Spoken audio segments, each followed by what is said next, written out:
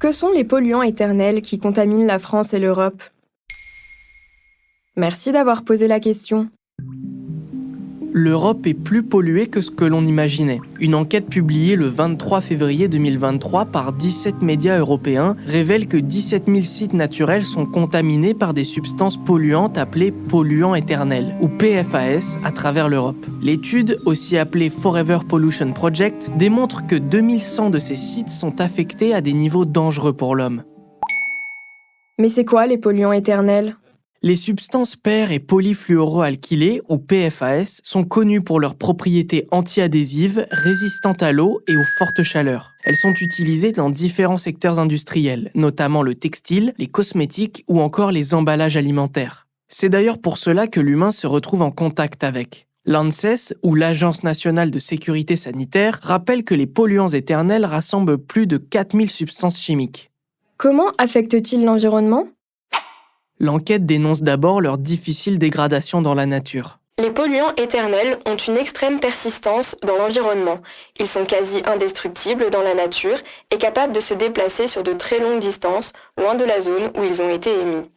De plus, comme ces substances font partie de la vie quotidienne des ménages et des usines, elles se retrouvent dans nos déchets domestiques et industriels. Les polluants éternels transitent donc par l'air, par les sols ou encore par les eaux et contaminent tous ces milieux.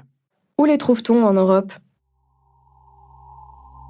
Parmi les 17 000 sites européens recensés par le Forever Pollution Project, 2100 sont considérés comme des hotspots, c'est-à-dire particulièrement dangereux. Et selon Le Monde, faisant partie de l'enquête, les hotspots ont un point commun. Ils proviennent tous d'usines de production de PFAS. Ils donnent l'exemple de l'entreprise Miteni en Italie, qui a produit des polluants éternels pendant 50 ans. Selon le quotidien français, la contamination au niveau de l'eau et des sols s'étend sur plus de 200 km² et toucherait jusqu'à 350 000 personnes en Vénétie. L'enquête met en évidence plusieurs autres usines d'Europe comme celle de 3M à Anvers en Belgique ou encore celle de Chemours aux Pays-Bas. Mais il n'y a pas que les usines qui sont concernées. D'autres hotspots ont été découverts près de bases militaires suédoises et d'aéroports allemands. Et quel est l'impact des polluants éternels sur la santé ? Selon Le Monde, les PFAS n'épargnent aucune zone du corps humain, même si l'on est exposé à faible dose, affirmation que confirme l'ANSES. Mais on constate surtout une hausse du taux de cholestérol, des conséquences sur la fertilité et le développement de certains cancers. De plus, selon l'Autorité européenne de sécurité alimentaire, la diminution de la réponse du système immunitaire à la vaccination constitue l'effet le plus critique des polluants éternels pour la santé humaine.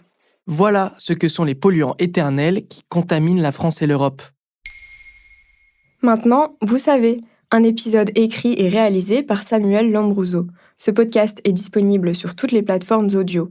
Et si cet épisode vous a plu, n'hésitez pas à laisser des commentaires ou des étoiles sur vos applis de podcast préférés.